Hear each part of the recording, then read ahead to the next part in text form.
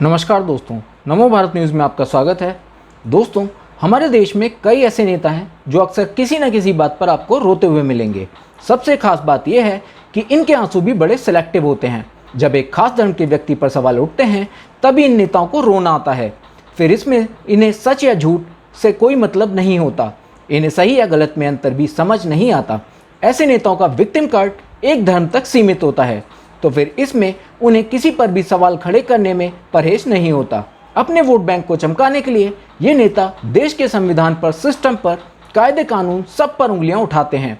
इसके अलावा इन नेताओं में आप एक और विशेषता देखेंगे, वो ऐसे कि किसी मामले में जांच एजेंसी के जांच करने से पहले, कोर्ट या जज के फैसला सुनाने से पहले खुद ही फैसला सुनाने लग जाते हैं। दोस्तों, आपको याद होगा कि 13 सितंबर 2008 को दिल्ली में 4 जगह सीरियल बम धमाके हुए थे, जिनमें 26 लोगों की मौत हुई थी और 133 लोग घायल हुए थे।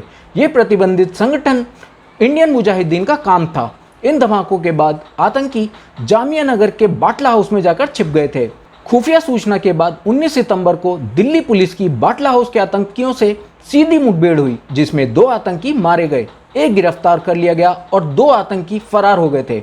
इस एनकाउंटर में आतंकियों की गोली से दिल्ली पुलिस के इंस्पेक्टर मोहन चंद शर्मा शहीद हो गए थे। आतंकियों ने दिल्ली में बम धमाकों से आम लोगों की जान ली थी। ये राष्ट्रीय सुरक्षा से जुड़ा मामला था।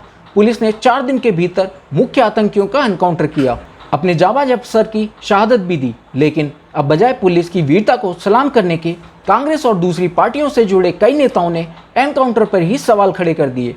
पूरे एनकाउंटर को ही फर्जी करार दे दिया, यहाँ तक कि आंसू भी बहा दिए। किस लिए? सिर्फ वोट बैंक के लिए। इन नेताओं को आतंकियों में आतंकी नहीं बल्कि एक मुसलमान दिखा। उन्हें बाटला हाउस में आम लोग नहीं बल्कि एक समुदाय विशेष का थोक में वोट बैंक दिखा। सिर्फ इसी के लिए पूरे एनकाउंटर पर सवाल उठा दिए गए और इसके लिए सहानुभूति के आंसू बहाए गए। एनकाउंटर के सिर्फ 2 दिन बाद ही कांग्रेस के बड़े नेता दिग्विजय सिंह ने इस पर सवाल खड़े कर दिए थे। उन्होंने कहा था कि यह एनकाउंटर फेक है और आतंकवादियों के सिर में लगी गोलियों से साफ है कि इसे एनकाउंटर की तरह दिखाने की कोशिश हुई है। वहीं वर्ष 2012, 2013 और 2016 में दिए अपने बयानों में उन्होंने यही बातें फिर से दोहराई और बाटला हाउस एनकाउंटर को फेक बताया। यहाँ ध्यान देने वाली बात यह है कि नेशनल ह्यूमन राइट्स कमीशन ने 2009 में ही इस एनकाउंटर के फेक होने के दावों को खारिज कर दिया था।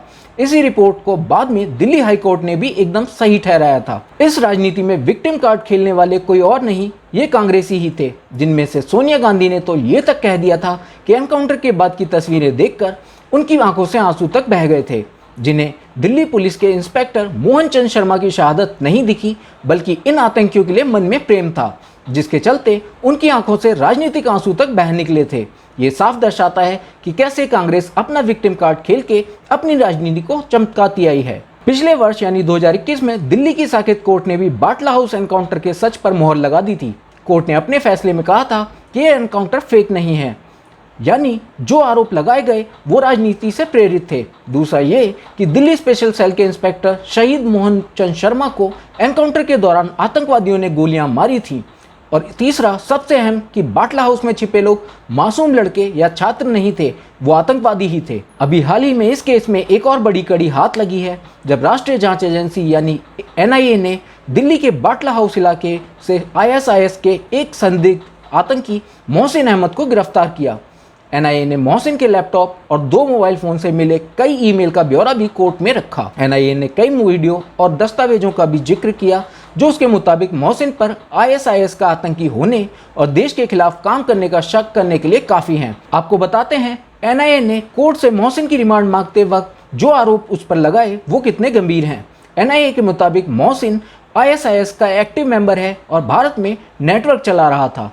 दोस्तों, अगर तब कांग्रेसी मैडम के आंसू ना निकले होते और सरकार ने उस आखिरी आतंकी को भी पकड़ने की कोशिश की होती तो आज इसके हाथ भारत तक नहीं पहुंचे होते। उनकी वही गलती आज भी देश भुगत रहा है, जिसके चलते दिल्ली स्पेशल सेल के इंस्पेक्टर शहीद मोहन चंद शर्मा की शहादत के बाद भी उन्हें बदनामी झेलनी पड़ी, केवल इनकी तुष्टीकरण की नीति की वजह से। तो दोस्तों, अगर आपको आज की ये वीडियो पसंद आई हो तो इसे लाइक करना ना भूलें और इस वीडियो को आप ज़्यादा से ज़्यादा मात्रा में शेयर कीजिए। बाकी अगर आपने अब तक हमारे चैनल को सब्सक्राइब नहीं किया है तो जल्दी से सब्सक्राइब कर लें और इसके साथ ही बेल आइकन को दबाना ना भूलें।